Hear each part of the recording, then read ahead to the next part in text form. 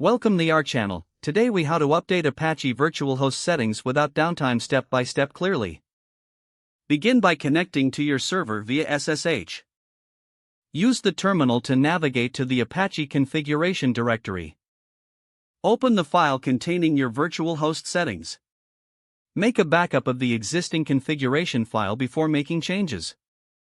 Modify the necessary settings within the VirtualHost block. Ensure that you keep the current configuration intact for a seamless transition. Save the changes to the configuration file. Test the new configuration for syntax errors. Use the command to check for any issues in your configuration. If no errors are found, proceed to restart Apache gracefully. This approach allows Apache to reload service without dropping existing connections. Once the restart is complete, check your website to ensure functionality. Verify that the new configuration is active by inspecting the server response.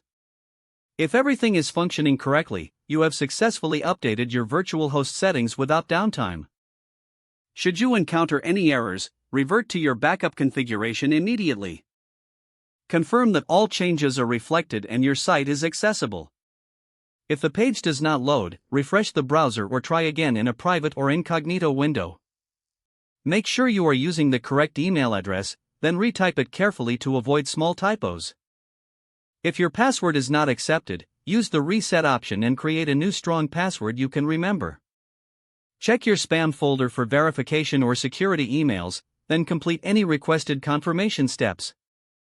Enable two-factor authentication if available to improve account security and reduce unauthorized access risk. After signing in, review your profile details so your contact information and settings are accurate and current. If you see an error message, note it down and try again after restarting your device and internet connection.